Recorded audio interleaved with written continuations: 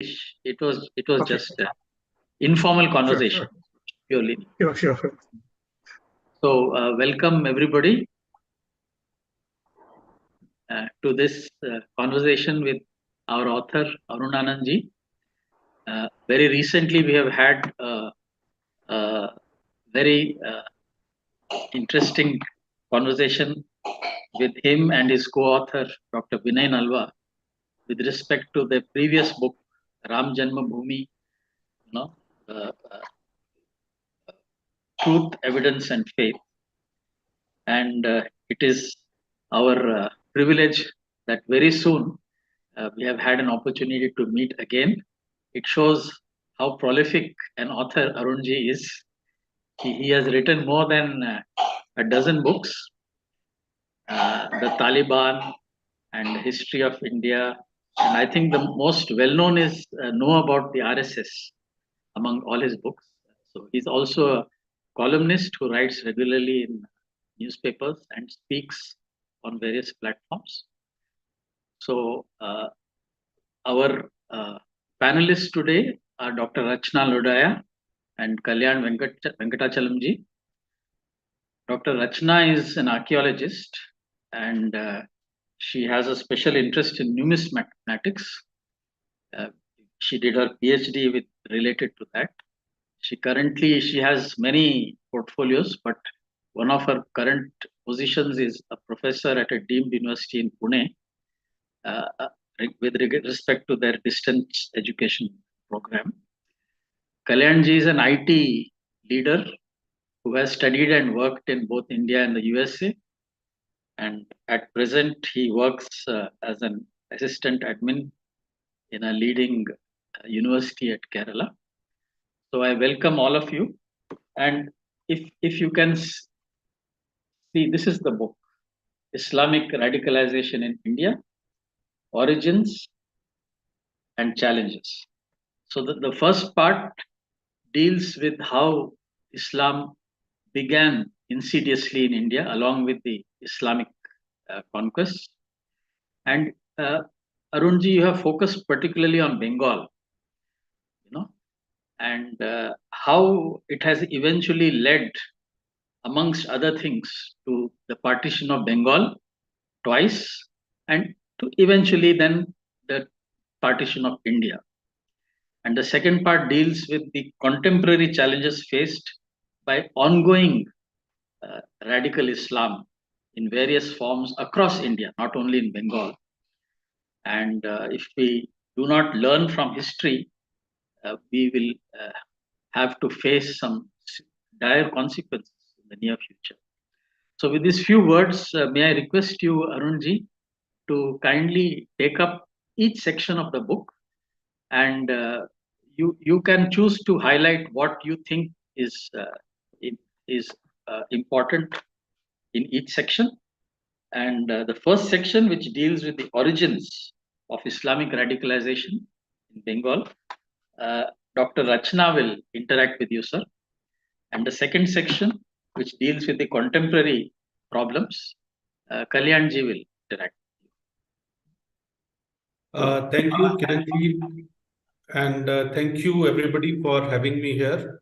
And it's a privilege to be invited and to be part of this discussion. And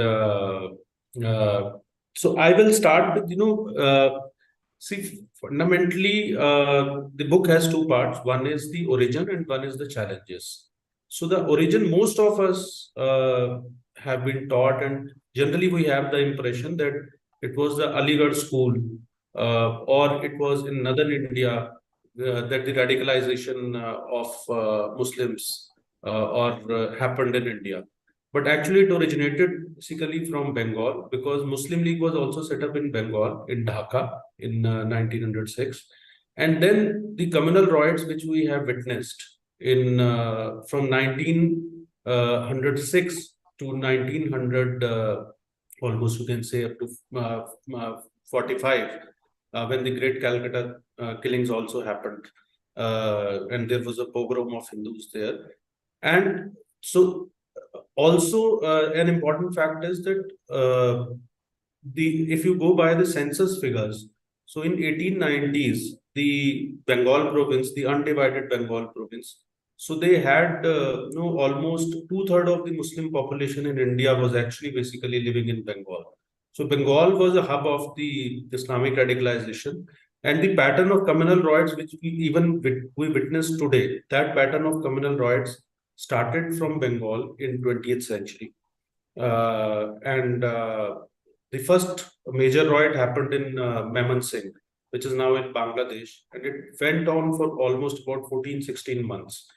So there was gradually, the pattern of looting, raping, then conversions. So over a period of time, a number of riots happened, but these riots have generally not been discussed. Generally, we tend to discuss more about riots which happened in northern India. Also, during the partition, also we talk a lot about the migration which happened in Punjab. But we hardly talk about what happened in basically the East Pakistan and how Hindus were targeted there. And the origin of Muslim radicalization, it started from almost around 12th century in Bengal, when certain Islamic rulers came there, and they started mass scale conversions also. And then ultimately the population of, and if you'll see the population growth in Bengal during the British era, it kind of almost, more than doubled, I would say, in a very short time period. And there was a huge demographic change which happened there. And post 1857, the Britishers made it a point to start nurturing the Bengal school of Islamization. So this is what happened, and ultimately, this Islamic radicalization, which started from Bengal, and as I said, that Muslim League was also set up there. This is the biggest evidence. And then most of the big communal riots, they happened there. And the Great Calcutta killings, what we call, after that, the Noakhali riots also. So that actually created a situation which paved the way for partition, because Congress was so scared about handling the situation that it ultimately, agreed to the partition of India. Also, the riots which happened in Bengal in 1945, especially, which was actually a culmination of the Islamization which had begun much earlier. So they triggered the communal riots in rest of the country also. So it was first in 1945. Initially, the communal riots first happened there, and then they spread over to all over India, and which paved the way for partition. So Bengal kind of was basically, you can say, the origin of Islamic radicalization in India can largely be basically traced back to Bengal from 12th century onwards. So that is the first part which deals with it. The second part now deals with the post-independence era, and especially over the last few decades, especially from 1970s, when Saudi Arabia started exporting Wahhabism to India, along with other countries in South Asia also. So, and now the contemporary challenges, like we have PFI, we have a number of other outfits, and then especially the Devband, Barelvi, and Devband and the Barelvi schools. And there is a misconception about Barelvi schools, which I have tried to bust in this book, that Barelvis are very soft, but that is not the case actually. The Barelvis are also as as radicalized as the Devbandis are. And post-independence, the Jamaat has played a major role in that. And now, overall, if we look at the whole of South Asia, one I've talked about that in the context of contemporary challenges. I've also talked about three. I'll talk about them in detail when we'll have a discussion. But generally, people think that it's only a phenomena which emerged because of the Muslim appeasement. But in fact, the roots go much deeper. What happened at the global level actually led to a lot of radicalization in India. So there are three leaders, Islamic leaders, who played a major role in that. One was Hassan al-Banna. He was an Egyptian leader. another is Sayyid Qutb, and the third one is basically Maulana Abul Ala Madudi, who set up the Jamaat-e-Islam in 1941. And Jamaat-e-Islami is now active in Pakistan, in Bangladesh, in South Asia. Even Jamaat-e-Islami is pretty active in Europe and a lot of European countries also. And it is the fountainhead of the Haqqani network also. The Barelvi school. So we have seen terrorist organizations like Tehreek-e-Labbaik in Pakistan. So they follow the Barelvis. So these are all, and Deobandis, most of us know they are pretty hardliners. So we have, and there's another challenge which we have. One I've talked about, the Pasmanda Muslims also, because there's a lot of talk about Pasmanda Muslims, that how actually the elites in the Muslims, and I've mentioned specifically that all the so-called Muslim intellectuals, they are all basically from the elite class, and none of them have talked about Pasmanda Muslims. Pasmanda Muslims, we know that they are those largely who got basically converted and who are considered to be belonging to the backward caste. And going ahead, one more challenge which we have, that in the name of there are three or four I would now sum it up. That one is that the key takeaways. See, one is that radical in context of the contemporary challenges, or the second part, that radicalization, unlike the West, where the Islamic radicalization is happening mostly in urban centers, Islamic radicalization is happening in far-flung areas, in rural areas in India. So that we have to monitor and take into account. The second is that radicalization is legitimized in the name of protecting minority rights. For example, we have seen the political party stands on hijab issue or on triple talaq issue. And third important key takeaway is that, as Kiranji had also earlier mentioned, that the radicalization of Islam in Indian subcontinent that led to, because we looked the other way, that led to partition in 1947. And if we do not learn from the history, then we will have dire consequences. So I would, kind of stop here, and the rest of the speakers can take the floor. Thank you, sir. Thank you. Rachna ji, you can interact with the author, Arun ji. Jai Shri Ram, Arunji, and Jai Shri Ram to everyone present. First of all, I would like to say, Arunji, your book has been a fantastic eye-opener, and in very simple words, yet you have managed not to mince any words and called spade a spade. So, in other words, there hasn't been any political correctness in the book, which is not even needed right now. Right now, we need to face the truth, the hard truth, and learn from it to protect ourselves. Now, reading your book, I realized one thing. The most important takeaway I could get from that was there is this deep, very, very deep radicalization in every section of the Muslim population, whether it's a three-year-old kid or whether it's a 60-year-old person, whoever. So every person who belongs to this faith is completely radicalized. And this radicalization is based completely on monopolization, which I have realized. And they also have one more thing which is very important for them and which is very important for us to realize and understand, is that they have a sense of exclusivity. Ours is the only exclusive faith. There is nobody else. So how would you explain, or how do we explain, or how do we analyze this particular tendency or this particular thought process when we have so many people talking about Sufism, brotherhood, universal peace, and this and that, and it's basically a myth. It's an open secret that it's a myth. Sufism is not at all related to peace.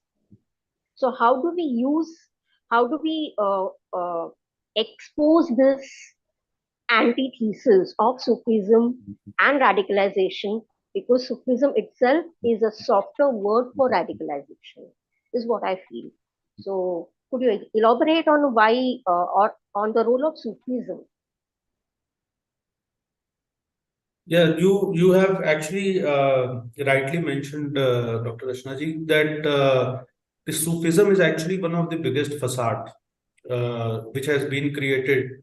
I'll give you an example which I have mentioned in the book also. See what they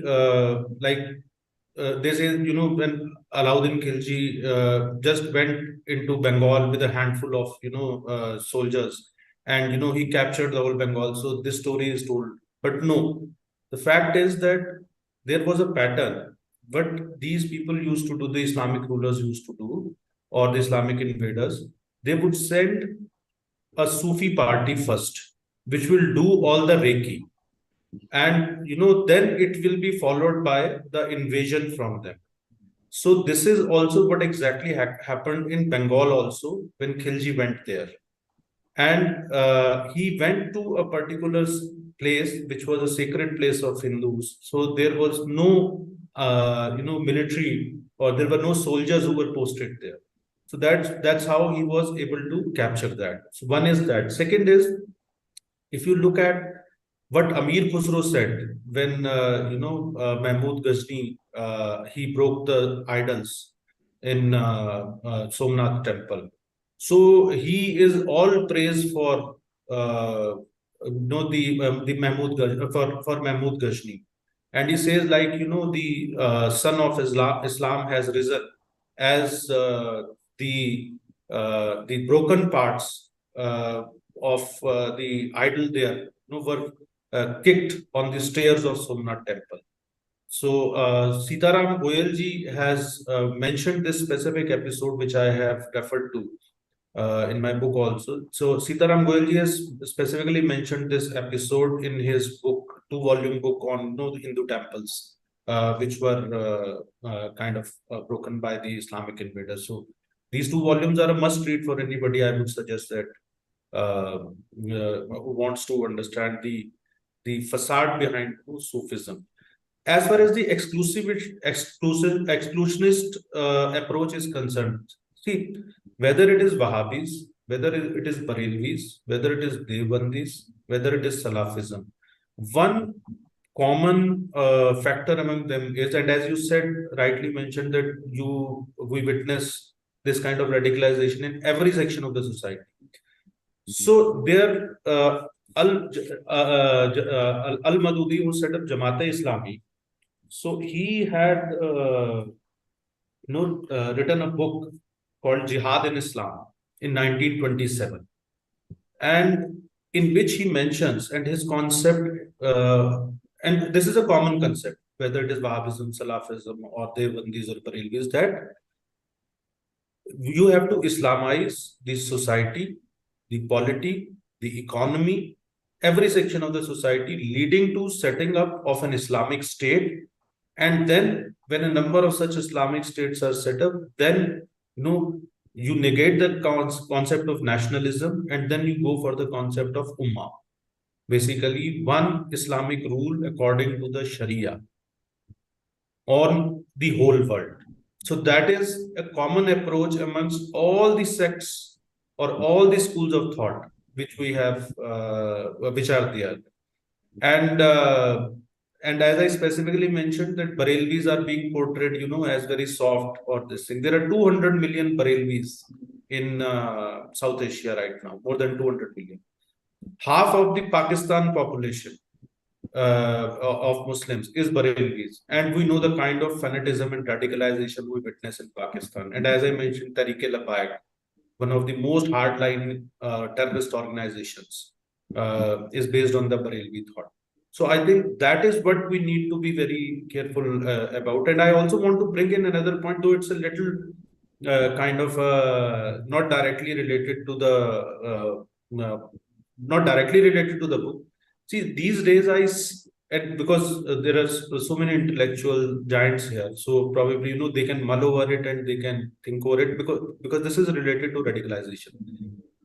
As we have witnessed over the last few months, we are getting, going gaga over our brotherhood with Afghanistan, whether it is a cricket match or we must not forget that Afghanistan is ruled by Taliban, which is the most hardline terrorist organization, and it is going to come back and bite us. So we must stop this, this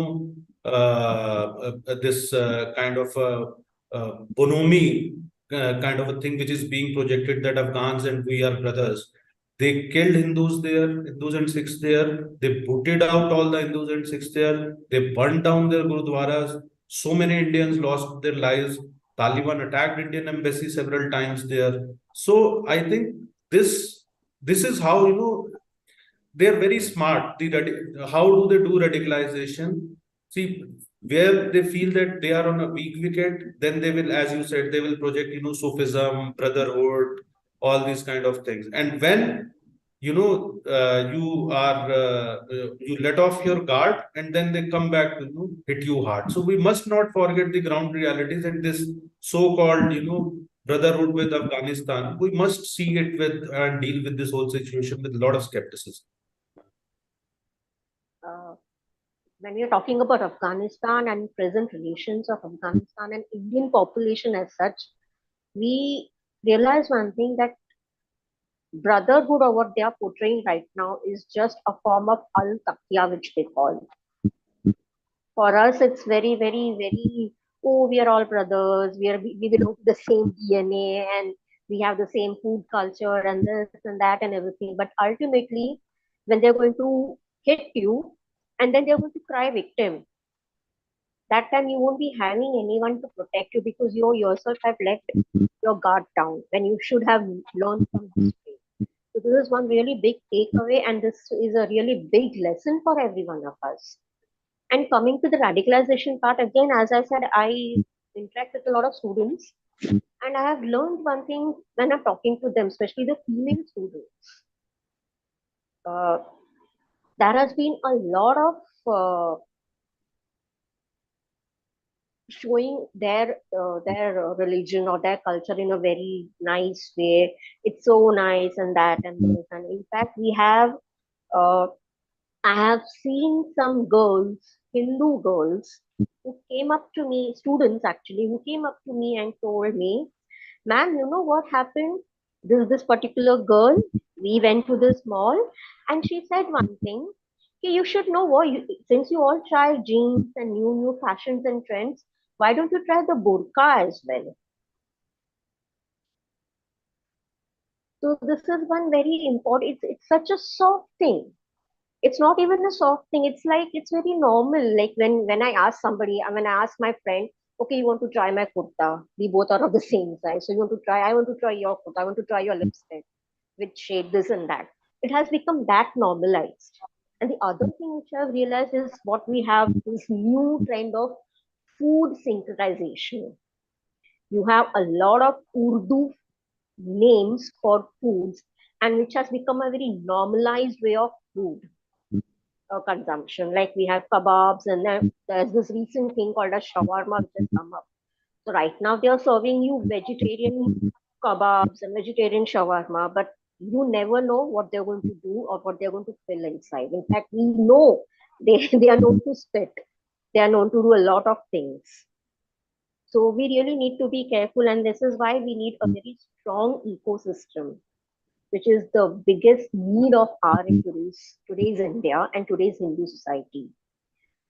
One another thing I would really like to discuss here, like when we are talking about Wahhabism and Salafism and everything, a basic Google search would lead us to tell that these are Puritan forms or reformist schools of Islamism.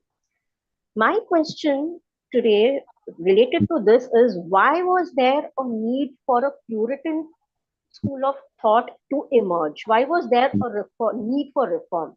Because if you look at the reality of Islam today, right now, it's been in the same state since the day it was born. So there has hardly, in fact, negligible change. They have just adapted a little bit to the region where they go, but then they expect those people to adapt to their way of life. So actually, it's completely Puritan form, but Puritan right from the beginning. So why are they called reformists? And why was there a need in the Islamic world for this reform movements? See,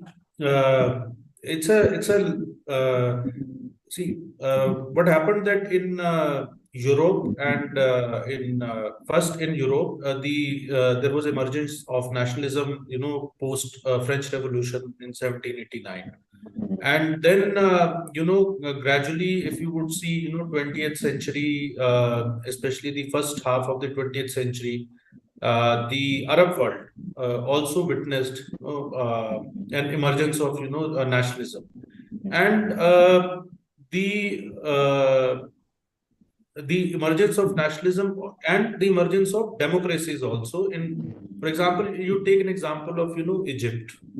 So in case of Egypt, two of the most, what you call, the dangerous proponents and exporters of radicalization. So they emerged from Egypt. So one was Hassan al-Banna and the other one was Said Qutb. Hassan al-Banna was the person who had set up Muslim Brotherhood in 1920s. And his slogan was, "The Quran is our constitution." And he was followed by Said Qutb. And Said Qutb was actually hanged by the democratic government of Egypt in 1960s. And then what happened when so Egypt was actually basically the hub of Muslim Brotherhood, and Muslim Brotherhood was one of the key organizations which was exporting radicalization to rest of the world.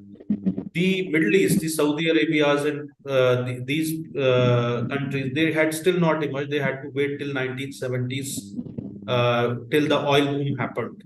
And after that, Saudi Arabia became the hub and it started exporting Wahhabism to rest of the countries, sending billions of petrodollars there to madrasas, to mosques, to mullahs. So when Egypt started targeting the Islamic radicalists, so most of these radicalists, they moved towards the Middle East, especially in Saudi Arabia, which was looking to hire a number of people from outside because the oil boom had happened in 1970s, and they wanted people to come and do the white collar jobs. They didn't have that kind of a population there or that kind of a workforce there. So all these people moved from Egypt to there, Saudi Arabia, and then Saudi Arabia started exporting Wahhabism to rest of the world. And so this approach of it was a fight between the Islamic radicalists. Initially, it started with the democracies which were emerged in predominantly Muslim nations. So they wanted to basically target them. And then in 1970s, something very strange happened, that on one hand, the Americans, their embassy was getting burned down in Iran after the Islamic Revolution there. And on the other hand, they were training the Islamic fundamentalists and providing billions of dollars to them for radicalization. And Saudi Arabia was one of their closest allies. And to win a war in Afghanistan, so they created, the Haqqani networks and the other networks, and ultimately, it came back to bite them. But by that time, this whole radicalization had spread so much in rest of the world that now, it is uncontrollable. And the one of the key reasons that in large number of Islamic intellectuals also, or what we so called, the progressives or Islamic intellectuals or leaders, they also go for the Puritan approach because the education of Muslim children right from the beginning largely starts from madrasas. And madrasas are the hub basically where they are taught the concept of ummah. And there is a complete negation of nationalism, concept of nationalism in Islam. Setting up an Islamic state or an Islamic nation is only a step towards setting up setting up an. So that's why basically they, and you rightly mentioned that the radicalization is most, potently portrayed in the expression of, identity as a Muslim by the youngsters.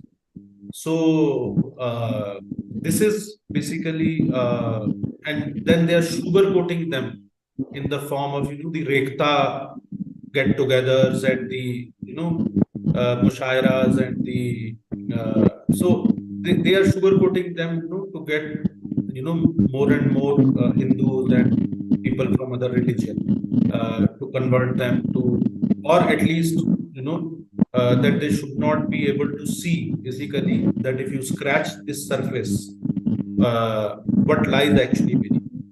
So that has been the case with Islam right from the madrasas emerged basically primarily in 10th century onwards. The madrasa movement emerged, and ironically, unfortunately, we have Deoband, in which the first madrasa. Now, after Egypt, uh, in Egypt we have this I think Al Azhar University, which is considered to be the top university, Islamist university, and after that comes the Deoband Seminary, so in UP. So if we talk in context of radicalization of India, so this Deoband Seminary is basically one of the key factors which has led to Islamic radicalization. So that is why, and as I said, still most of the, and the concept is very clear, the Quran is our constitution. This is what uh, Banna had said, this is what Maulana Madudi carried forward, and this is what Sayyid Qutb carried forward. So Sayyid Qutb had written a book basically, and there are 2 or 3 books basically which they had written. Like one book is titled Milestones. People who want to understand jihad, concept of jihad or radicalization. So this is written by Sayyid Qutb. And then Maulana Abul Ala Madudi, I have mentioned that he had written a book, Jihad in Islam in 1927. So this is how, it's the core, at the core you have, the madrasas. Until and unless you deal with madrasas, you will not be able to, mainstream, or you will not be able to de-radicalize. Getting the madrasas in control is another aspect that requires a lot of political will, which is, I'm sorry to say, I know it shouldn't be a political discussion right now, but it's very evident that there hardly seems any political will in any of the political parties. So it's actually uh, a very, very dicey situation, which we can foresee right from now. And since actually, I would like 2 more discussions, a little more discussions on the concept of jihad. Like we have so many terms and sub-terms, if I may use the new term, sub-terms related to jihad. We have land jihad, we have love jihad, we have population jihad, we have the victim card jihad, we have n number of jihads. So when did this concept come about? Let's define jihad in as comprehensive way as possible, so that even the basic truth of this word, of this term, of this bane on humanity can be understood by each and every one of us, so that we are able to counter it on individual level, at community level, and at least support people and organizations who are working at community level to counter this particular really dangerous phenomena. So can we define jihad? See, I'll just simply tell you in 2 simple sentences. Jihad is basically a war to annihilate those who do not follow Islam, or do not adhere to the principles of Sharia. So this is a clear-cut, one simple definition of basically, jihad. So one should be very clear about, there are no other, it's not a metaphor. It is not a, many people say, it's a metaphor that, jihad means basically to fight against the evil, fight against the bad things. but that is not the concept. The concept of jihad in Islam, practically for all practical purposes, I'm not going into the semantics of theology, but for all practical purposes, the Islamists understand it this way and they implement it this way, that anyone who does not follow Islam, who does not want to live by the principles of Sharia, who does not, who is not even, I would say, a Muslim, so the infidels basically. So war against them to either till they get converted or do anything. So that is jihad. So in other words, there is no such thing as violent jihad and non-violent means of conversion. Because that is what the present day a lot of people are going to talk about. Oh no, jihad, there is only some people who kill. But there are different ways, there are other very, very soft ways where they are showing the supremacy. They are showing the strength. They are showing the street power. That is also a form of jihad. We have to understand that. We have to know that. We have to understand the intricacies of that. We have to raise our voice against it. We have to make the political parties or the whatever, whoever is concerned, we have to make them understand that this is a very dangerous situation for everyone. So I really hope that we are able to do that. We are able to get this term very, very clear in our mind. Coming to your book, Arunji, I would want to talk about a very important aspect. Coming from a background of history and archaeology, of course, I'm going to talk a little bit of history of pre-independence India, the 1881 census, which you have talked in a little more detail in your book. Why is it so important, this 1881 census report? Why is it so important as a document and as a phenomenon? I'm not talking about census as the procedure. I'm talking about the entire totality of the census which had happened in that year. Why is it so important, and why is it so important as a phenomena, so that we understand the transition? It's very easy. It's going to be very easy if you're able to analyze the entire report.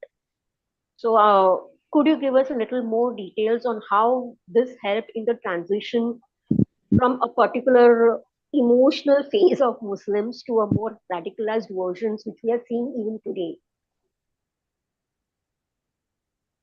See, it tells you two things, this 1881 census. Though there were, primarily this census was conducted by the Britishers also to create a lot of fault lines. So that's a different debate, and all the census which they conducted, they were basically, trying to categorize, people in different categories and then trying to create fault lines. But from radicalization perspective, from the radicalization of Islam in Indian subcontinent, from that perspective, we see it tells you basically how the demography was changing and how this demography was changing very rapidly in favor of the Islamists. And if you look at the Muslim population in Bengal, probably 150 years before 1881 census, so that was not that much. And but the 1881 census basically, it shows you that how much population of Muslims had, and just by the sheer presence of that numbers, we see that the next ploy was basically, the division of Bengal happened because the census data had showed the Britishers that they can create a huge divide, and they can support the Islamization, and that is basically what they did. And they also realized that they will get a huge support because none of the almost none of the none of the major Muslim leaders, they opposed the partition of Bengal. Most of them basically supported, and because they had created basically, they had given the Muslims an idea, and it was based on 1881 census, this whole thing. That is why it is important. by doing division of Bengal, they gave them an idea that you can have a separate Muslim state for yourself. You can have a separate Muslim country for yourself. So they had sown the seeds, and of course, then and the culmination was setting up a Muslim League in Dhaka. Then it immediately follows, riots. And then the riots and riots, and then 1921-22, you have the Khilafat movement. And then, so all these things were basically triggered by, the data which we got in 1881 census. And the Britishers, and I think I mentioned there was a 1890s. It was in 1890s. One of the British authors, they had written a book called Indian Musalman. So that book basically must be read. Because in that you will get actually the complete picture of what was happening on the ground. So that's why 1881, the census was actually basically a turning point, and unfortunately we haven't learned from our history that when the religious demography changes, what happens. And in today's Bengal also, the remnants of that we are still witnessing in today's Bengal also, and even in Bangladesh also. See the number. So this is actually a continuous process which started from 1881 census.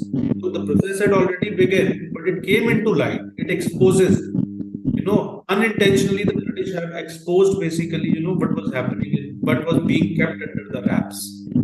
And see, it is also important to note that this census also shows that it was not merely why there was so much of Muslim population increase. It was not merely that they were producing more children. That was also the fact, but there was a huge migration. There was a huge migration from some other countries also, from other parts of the, India also. So they were actually basically in the process of creating an ummah there, an Islamic state there.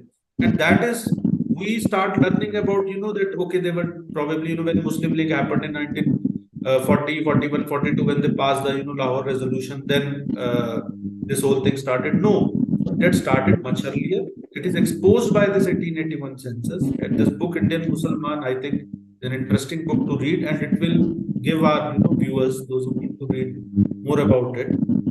It's available on, I think it should be available on Amazon. I bought one of the last copies. And or probably it must be available on as a PDF on Internet Archive also. So I think that is why it is a very, very significant. And as we go ahead, and it should bring back in present context the question of religious demography. We must discuss that, and we must discuss that very boldly. On that very important note, Arunji, very important note of demographic changes. And we need to manage time also, Rachnaji. So let me invite Kalyanji also to come in. Kalyanji, thank you so much, Dr. Rachna. Kalyanji? Kalyanji? Seems to have lost connection.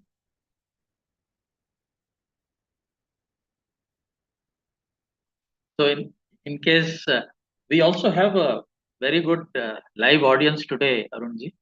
So I request those in the audience who have questions to please write in your questions on the chat box or raise your hand, and we will let you have. Yes. Fidel Rahmati. Fidel Rahmati.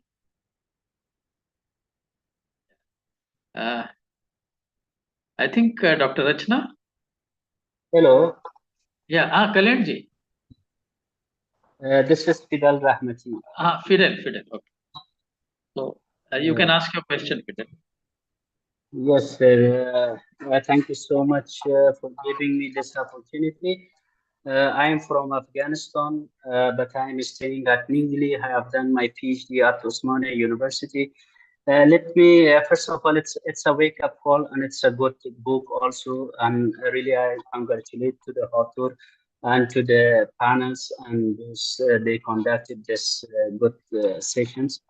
Sir, let me say that when the Taliban took Afghanistan, some of my friends sent me congratulations, Muslim friend. They told me congratulate because Afghanistan became an Islamic state.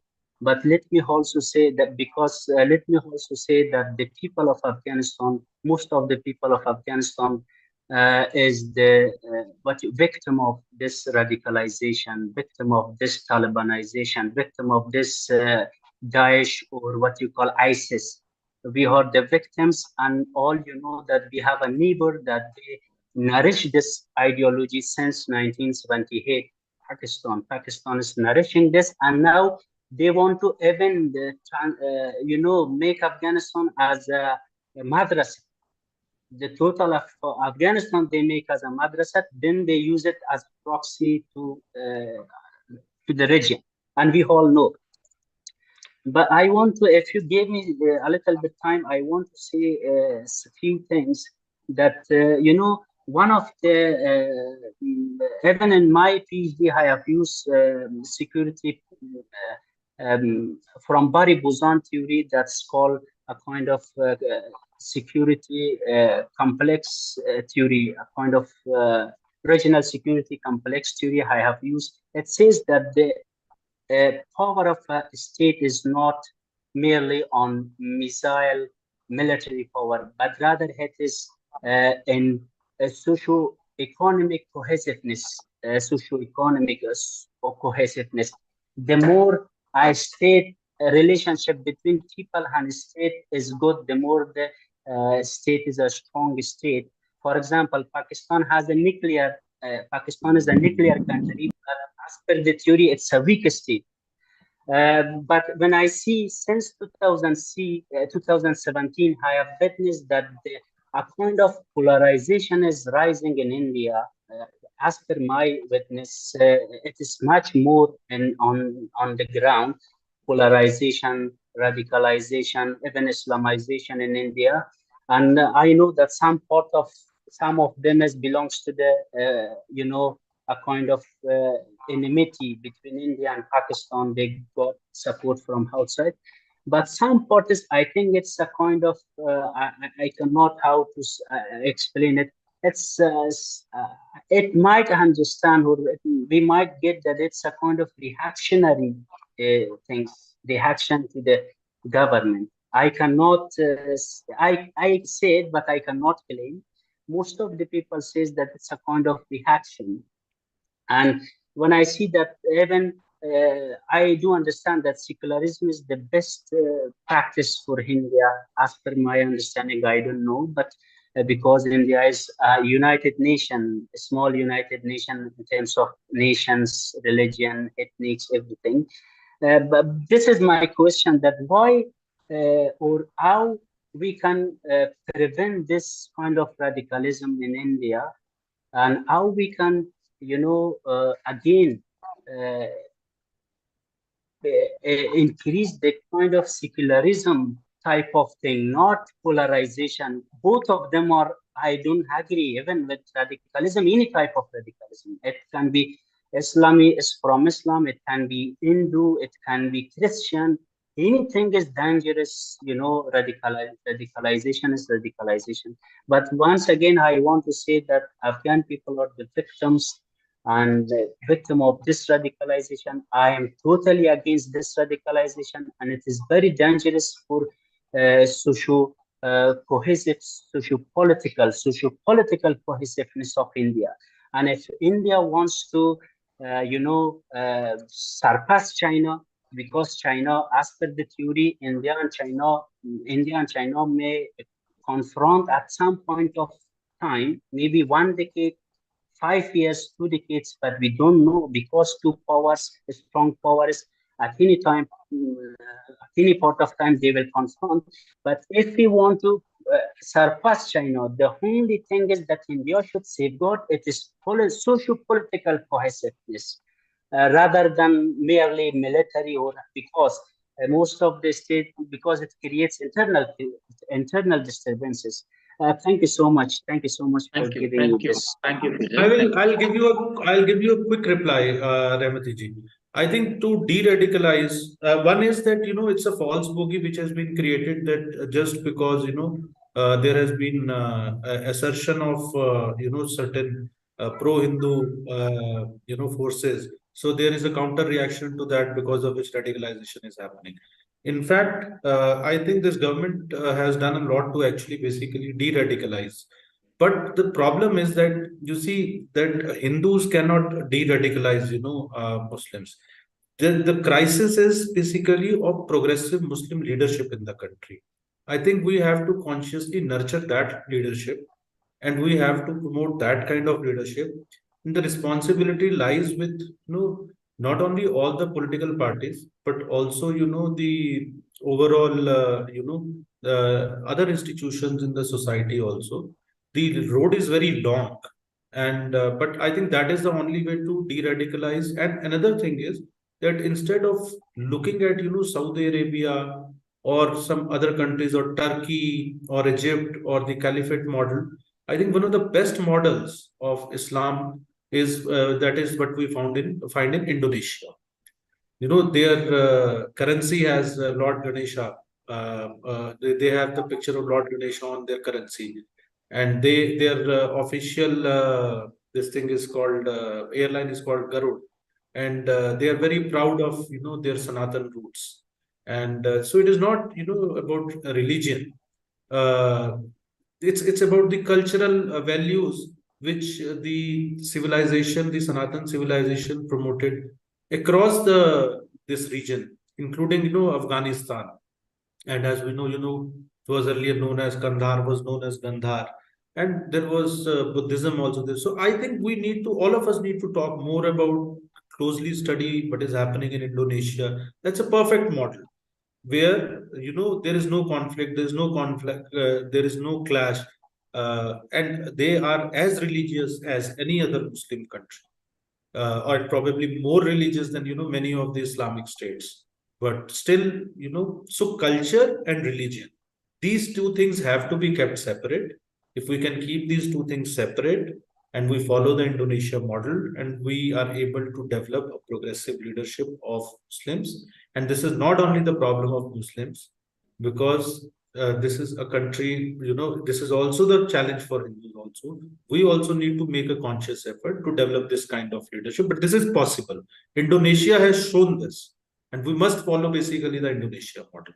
So that's I've tried to answer your question.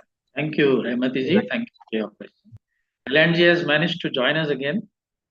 Kalanji, would you like to interact a bit? We are running out of time. Yes, We have yes, a few minutes. Yes. yes. Sorry about it. My Not at all. hotspot had an issues, and yeah. Thank you, Arunji. It is a wonderful book. Like you have presented, without not worrying about the political correctness, present a lot of facts. Without much ado, let me straight jump into the question. You talked about the PFI and the pan-India expansion, especially about the Salafist jihadist ideology. And even currently, the last couple of days or so, the PFI is getting international attention with the FATF, the Financial Action Task Force, so focusing on the PFI and how it is able to procure arms and ammunition. So my question is, can you please talk about how you increased scrutiny at the Indian level or in national level at the international authorities, organizations like PFI are able to evade local and international things and able to thrive? I'm speaking from my own experience, and even I didn't know much about it until the last 2 years, and not even while I was in the US at the time. So how they're able to manage it, and even with the advent of technology, and able to go under the radar and still able to spread their wings and able to spread throughout different parts of the country. See, one is that they are using, technology to a large extent. Now, technology, transcends national boundaries. So one is that, so we need to basically, though that is also an undoing also for them, because use of technology can be monitored.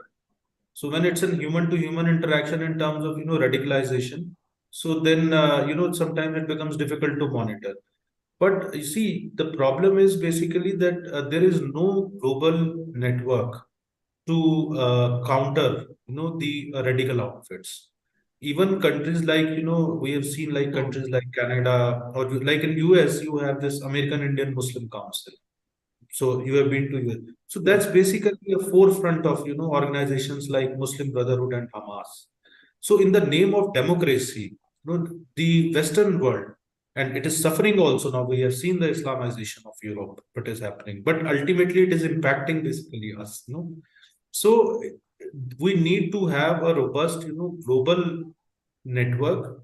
It's easier said than done, and another dangerous thing which has happened, that the radical left has joined hands with radical Islamists.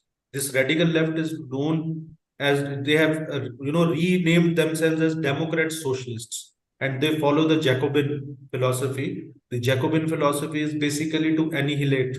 It goes beyond Marxism. It doesn't say the dictatorship of the proletariat. It says basically that you annihilate. And one dangerous trend, you annihilate your, rivals. One dangerous trend which is emerging, that the radical left, it has, and when they've joined hands with the radical Islamists, so together they are taking over some of the mainstream political parties in the whole world, because they have realized now, fall after fall of the communism. So this is the new trend basically. So you would see, like in US, you have seen the Democrat Party, going hard left on a lot of issues. In India, you see the Congress has gone hard left. It was kindly slightly left of the center. So they are taking over. They are hijacking. So that's a new threat actually, basically, which is emerging. We have seen in the past, when agitation on CA happened, when farm law agitation happened, that how the radical left and the radical Islam, and you are in Kerala. So nobody knows, better than you firsthand, that how they have joined it. So this is a new threat which is emerging. The answer to your question is, we need to have, we can't wait for that global this thing to come up, but at least the countries which are facing the same problem, we need to collaborate with them more closely. India is doing that, but I think much more collaboration needs to be done, and that is the only way, because now it's an international network. It's basically, and one more thing which I want to point out, which I actually didn't talk about much in the book, because of the scope of the book.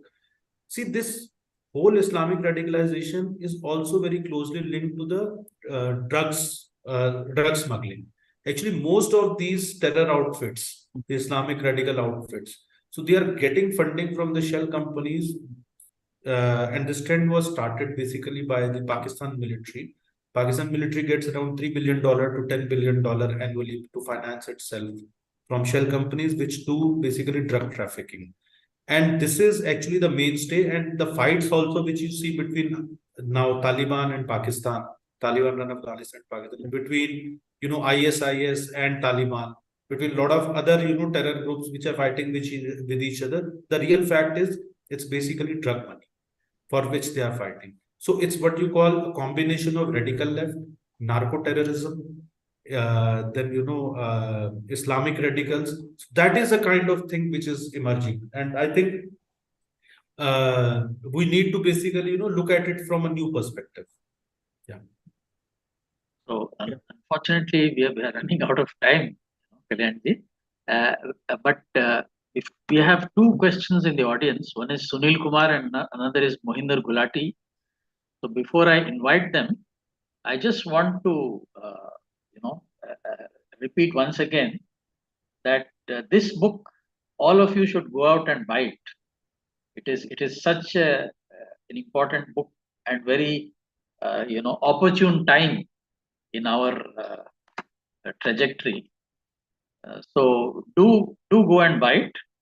And the second thing is that we are looking to have more and more reviewers, book reviewers. So those of you who are watching, if you are interested, please get in touch with us and interact with us, and we'll have you on the panel in our next session. So I can now ask Sunil Kumarji, can you unmute yourself and ask your question? Make it pointed. Yes, at sir. the audience. Yeah. I'm audible, sir? Yes, you are. Yeah, my question is historical. Basically, Mr. Anand mentioned that the 1881 census was used in the partition of Bengal. So now, what I've read was that Curzon had an active dislike uh, for the Bengali Hindu nationalists, and he invited all the landlords who were landowners were majority as in Muslim and the Aga Khan. Now, my question basically is say 1857, the British were hunting for all the Muslims in Delhi. So, do we have any sort of authentic figures, as in India was, as the learned audience knows, the gentleman knows, India was splintered into many kingdoms. So, do we have any authentic sources of information as to what the uh, demography was at that point of time, as in 1857 or preceding? Because we had these successive Turkic invasions, sultanates, and even down south. So, uh, as in, when did Yeah. the roots of this Islamic radicalization? I'm talking about the very roots when, because we know the initial invaders were all largely fanatics. So, I think I'll we can. give a quick answer to your this thing. I think there is a very nice book by K.S. Lal, a very noted historian. Indian Muslims, who are they? So I think you'll get all the data basically, and then in that you will find reference of a couple of his other books also, in which he has specifically, worked on the data of basically, Muslims in India in different parts, and right from 12th century onwards, he has talked about that, and and he has basically collated it very scientifically. So I would suggest that you go through that. Second is just to just I'm just giving you a nudge in the sense that an intellectual nudge. This whole interpretation that Britishers were actually basically targeting the Muslims in Delhi, and Curzon had a disliking for the Hindu nationalists, and this whole landlord and peasant angle. It's to a large extent interpretation of history by the Marxist historians at times, and many of the even nationalist historians have fallen into that trap. So be careful and be cautious while you are reading that, and use your discretion on that, and read from multiple sources, and probably you'll get probably a different kind of a picture. Like, I'll just give you a very small one line this thing. Most of the people, don't know about this, that Swami Dayanand Saraswati actually played one of the key roles in, the 1857 movement. There was a meeting in Mathura which had happened, and the historical records are there. So there it was planned, that the 18th revolution is going to happen in 1857, and Swami Dayanand Saraswati was the one basically who had put everybody together. So there are a lot of hidden aspects of this thing probably, but please do read Indian Muslims, Who Are They? And in that, I'm forgetting the name of another book by Mr. K.S. Lal, but there is another book which is specifically on the Muslim population. So you'll get all the data there, and these books are available very easily on Amazon. It's a very small book, but one of the best books on Indian Muslims. Arish Sahani ji, thank you. can you unmute yourself and make it short, please? We're running out of time. See, my question is 99% of all the people anywhere in the world, Muslims, are converts. Is it not the duty of the nation to reconvert them and bring them back to their roots? Don't they think they should have offices to help these poor people who got converted to be reconverted? Is it not the duty of the nation? Sir, I think this lies beyond. As they say, this question is much above my pay grade. So, You can but pass yes, reconversion.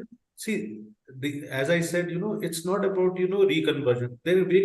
Worship can be anything. Like, as I said, in Indonesia, they're Muslims. They don't need to be reconverted. They follow, they worship Lord Ganesha also.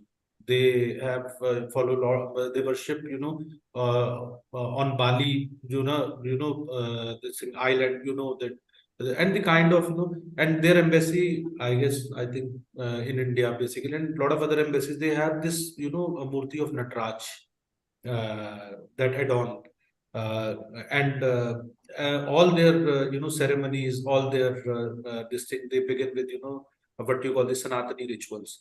So I think more important thing is basically to go take them back to their cultural roots.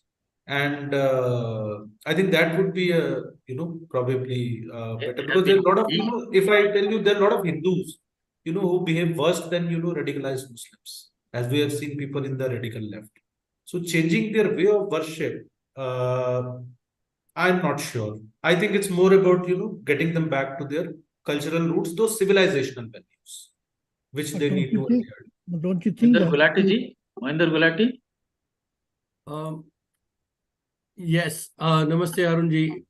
Namaste. Thank you very much for your much anticipated book. I have not yet read it. I haven't yet got it, but I certainly plan to get it and read it. So I have two questions. And the first question, I have not read your book, but I know we have had some conversations in the past. From the conversation that happened now in this conference call, I see 5 components of radicalization. And I'm raising that because then that also leads us to what action can one take.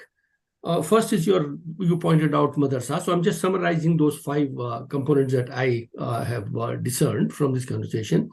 First is the Madrasas, where you capture one very young to radicalize their minds, because what you teach them in the childhood, that stays, that then sustains throughout their life. Secondly, they capture the poorer people. It is not the rich middle class Muslims who send their children to madrasa. It is the poorer people who are also given some benefit in the madrasa because they get food and all. So therefore, it is easy to create that dependence and therefore capture them. And our governments are providing salaries to the Maulvis and Maulanas, which is such an abomination in a secular country. So one is the madrasas. So therefore, an action has to be on how do you de-radicalize the education system in madrasas. Second is the demography. If you look at the demography from a macro perspective, it hides a lot. You'll miss it. If you read Qureshi, the former Chief Election Commissioner's book, he has very artfully misled, very artfully he misleads you to saying, oh, it's going to take centuries before Muslims can become a majority. You don't have to become a majority. It is a tactical demographic shift which happened in Bengal, which approves your hypothesis, in different constituencies, Lok Sabha and Rajya Sabha and state legislature constituencies. If you see, all that you need is about 25 to 30% of the constituencies where you can become a swing vote. You don't need to become a majority vote. You just need to become a swing vote. As soon as you get swing vote in 1/3 of the constituencies, you have got an oversized influence over the politics and the public policy. And that is not something which will take 50 years or 80 years. That is something which will happen very, very soon. So that is the second thing, which is something governments cannot do much about it, and we don't know what to do about it. Third is the community organization through the mosque, and therefore demonstration of street power, which is what works in a democracy, and monopoly and capturing the legitimacy for violence. Third is the economy, where the one major component is the capturing the space of the semi-skilled work in the economy.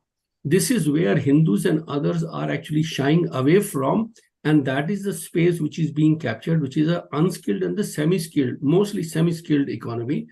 Second is the halal, and we know about that, and third is the waqf.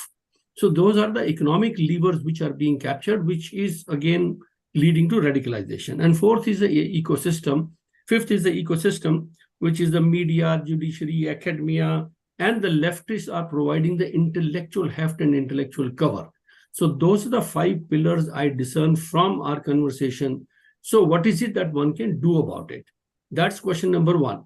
Second question is that in a weak democracy, like the one we have in India, in weak democracies, it is very difficult to stop radicalization because it is the street power that matters.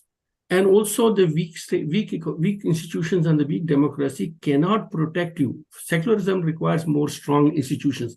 Weak institutions and democracy cannot protect the sufferer, and therefore we have surrendered the monopoly over violence to the state, that it will use its judiciary to protect us. But if it doesn't, like all the riots that you were mentioning, then what do?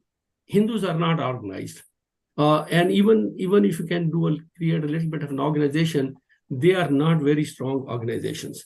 In Bangladesh, there were 22% Hindus, and look at what has happened to them. Even 22%, they could not stand up and protect themselves, could not defend themselves. Look at Pakistan, Afghanistan, but in India, you have only 16%. And look at the oversized impact and they have and the capture that they have. So how do you, how do we deal with that? That you organize them to at least first defend themselves. The process of de-radicalization comes later. First comes the slowing down the radicalization, countering that radicalization at a community level. So you have to first slow down the radicalization, then you can go to de-radicalization. And you can't do that only through the state power or the state institutions, the judiciary and the other institutions, because they are weak democracy and a weak institution. So therefore, if you want to defend and protect yourself, you have to take that responsibility and organize yourself. And there are multiple levers that one has to pull. So how do you do that? How does one achieve that? So those are the two questions that I have. I'll just broadly answer in, just in a very short this thing that, see, some of the questions you have asked, I don't have an answer to them, frankly. Okay. So, but broadly, I still have answers to some of the questions. One is that you cannot reform madrasas. You have to shut down all the madrasas. So let's not waste our time in basically trying to reform madrasas. So you shut down all the madrasas, put them in basically, you ask them to put their children in the regular schools. Second is that demonstration of street power has to be matched by the street power. And that's a practical aspect. Third is that the most important thing is that society on its own. See, politics can be, a tool to politics or governments or state, elected governments, or they have never ever been able to, transform a society. Because ultimately, government is the sub-function of a society. But what the society needs to do, and Hindus or Sanatanis need to do, you throw out you throw in the dustbin any political party, basically, which is trying to, which is not ready to de-radicalize, Muslims, or which is not ready to, shut down.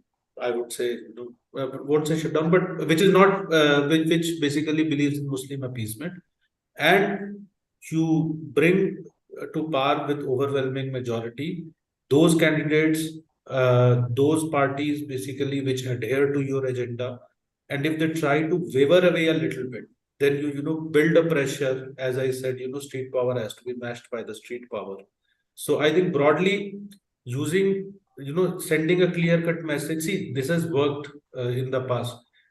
People, who were calling themselves, were very happy to call themselves the mullahs, and go to iftars and this thing. So these political parties are also doing Hanuman Chalisas, and so that's just a small demonstration of this thing. But the risk is also, as I said, like the radical left and other elements, they are infiltrating all the political parties, including parties basically which are which are supposed to be batting for de-radicalization.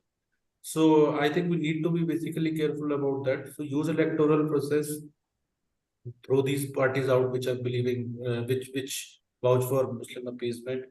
And as far as the economy part is concerned, I think that's a tricky part. Basically, the more educated, I think they need to tweak the state needs to tweak the education system so that learning basic skills it should be rewarded basically highly, and it should be kind of made. There are a lot of Western models in which you have to learn carpentry, you have to learn plumbing, you have to learn a lot of other things.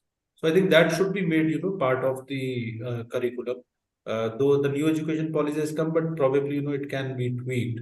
But most important thing is to create awareness.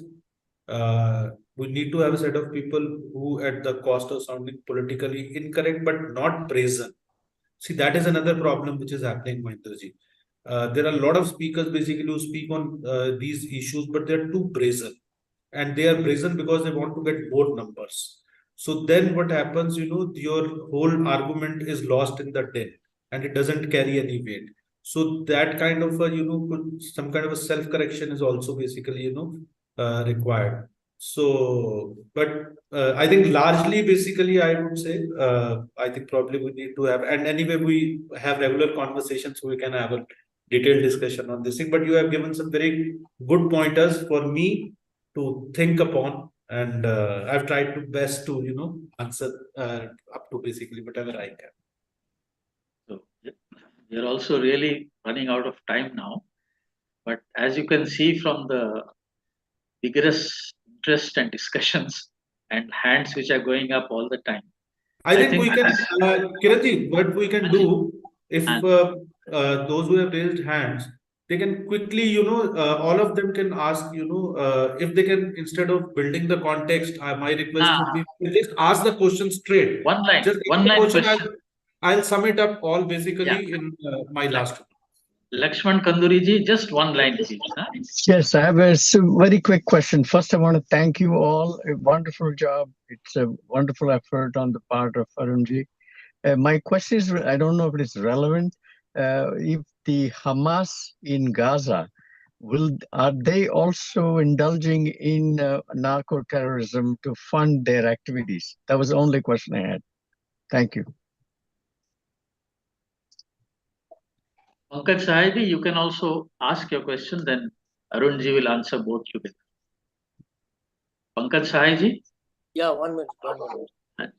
Namaste. Can you hear me? Yeah. So my question is, see, we are not talking about the core of the ideology. Why are we not talking about that? As far as Christianity and Islam are concerned, they are top-down totalitarian systems which implement one simple thing: the ideological genocide of the heathen or infidel or the kafir. Okay, these two systems. We never take this head-on as a point of discussion. Second thing is, they are belief systems which don't have to do with evidence. Therefore, they have nothing to do with human rights or with justice or with ethics as we know it today. Why don't we take it on straight away? Unless you have the moral ground for it, all this is all material, more or less. That's it. Pankajji, Lakshmanji, thank you for your questions. I'll just sum it up. Yes, Hamas is indulging in, this drug smuggling and drug syndicate, and especially, any outfit which is related to Iran. And Chabahar is actually basically one of the major transit points for, the drug syndicates. And so that's basically, yes, it is in not only Hamas, but all the terrorist organizations. So drug smuggling is basically their backbone, the money which they make out of that. And that's why they never run out of money. That is one. Second is, I think, as I mentioned earlier, probably, we have an alternative also in terms of, the Indonesia model of Islam. So I think, sometimes, when you have to shorten the line, you cut it from above or below, but sometimes you also have to simultaneously at times draw a parallel line, which can make it a shorter line. So we can have a two-pronged, this thing. And as we have discussed, when it comes to, the radical version of Islam, which is predominant, I'm saying, I agree with you, which is predominant. So we need to, talk about that also. And, but simultaneously, see, you can't reconvert, 20-25 crore. Let's be, practical about it.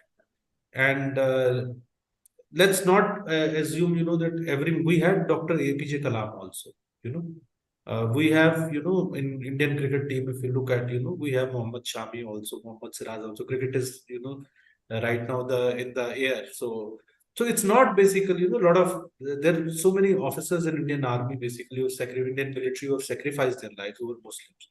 So let's not brand, but I don't want to sound like a very apologetic secularist.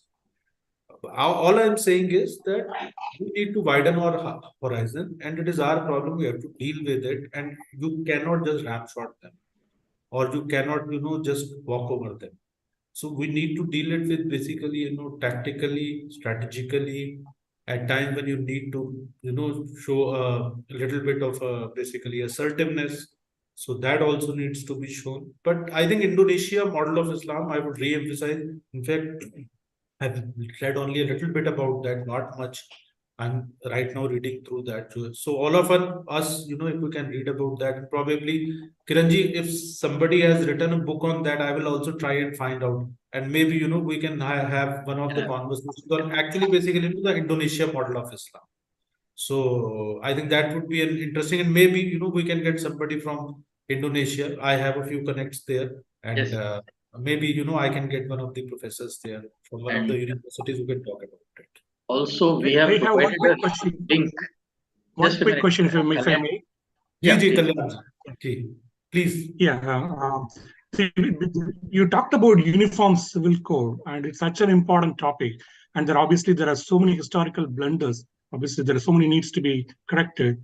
But at the same time, and then taking the uniform civil code, that it is the key card for me. Like it collapses all the pack of blunders that have been taken. Like you take, for instance, in Jammu and Kashmir, having revoking 317/35A is the base, and after that, you can go and do whatever the reforms and things you want to do. Similarly, I feel that the uniform civil code is a must to start with. Then you go in for reclaiming the temples and having the first revoking the term even minority, because the second largest majority actually. So many things that fall into that. So just quickly want to get your views on how to convince our Hindus specifically about it. So this is the way to go about it, especially people from the left and who are supporting the secularism, having not to have the uniform civil code there. It is accepted worldwide, and all the countries have it. So how do we go about it for India? Kalyanji, I think, largely basically, there is a consensus that there should be uniform civil code. And those, there will always be contrarians. And in a democracy, you cannot, satisfy everybody. So hopefully this government should go ahead basically and implement it. And sometimes, people come around basically, after the government does it. So that is one. And second is that I also want to, point out that I always say I'll end the conversation on this note. Ever since this universe has come into existence, this Srishti has come into existence. So there is continuously a fight between the Asuras and the, Devik Shaktis. There is a continuously a fight between, Dharam and Adharam. And this fight will go on, as we have read in our ancient scriptures also. Sometimes the Asuras, they will become very powerful. They will throw Indra out of, the heaven and this thing. And then, the Dharmic people, they make a comeback. So this thing will go on. We should not feel disheartened. We should not feel discouraged.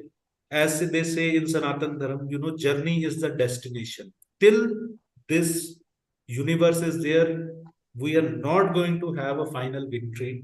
There will be no final victory for anybody. This is a continuous struggle. This is a continuous battle which we'll have to fight. And that is, I think, so we should not lose our heart, that we are not reaching at a point where all the issues are resolved. There will be always some, Asuri Shaktiyan. There will always be some Asuri past. So, but our job is to, fight as, we are on the side of Dharma. So we are blessed, and we will continue to fight that battle. So before we end, I want to remind everyone that we have provided a link to the Amazon, link to buy this book. So I encourage all of you to please go ahead and buy it. It is something you should keep on your shelves. And while again, I wish to thank you, Arunji, for. You wanted to give me a suggestion. I want to hear that suggestion. Okay. Please. My suggestion, sir, when I went through the book, is that I felt that there is a quantum jump in thought which you are having, which probably you should not assume that all the readers will also be able to have it. Perhaps you could add another small portion of a third portion of the book where you connect the dots, why you focused on Bengal while talking about whole of India. Those of us who know, we know, but all people may not know. And secondly, that there seems to be a kind of two different books in this book. So some kind of a joining of the threads, which we do internally, but some readers need to be handheld. So my suggestion is a third chapter, a small third chapter, where you join the dots, and possible kind of linkages from the past to the present in a kind of epilogue. That would, I felt it would enhance the value of. No, thank you, Kiranji. In the next edition of the book, you'll find it there. Thank you. And I thank you, sir, for such a vibrant conversation today. I thank you, Dr. Rachna, for your inputs. Dr. Kalyanji, we missed you in the middle. We were searching for you, and you had lost the connection. And then we got ambushed by so many people who wanted to talk to Arunji. So I'm sorry that we could not give you enough time. It was basically a question of time management. I thank you all who have joined, and once again, I invite you to interact with us if you want to review and be part of our upcoming sessions. Dhanyavad. Namaste. Thank you.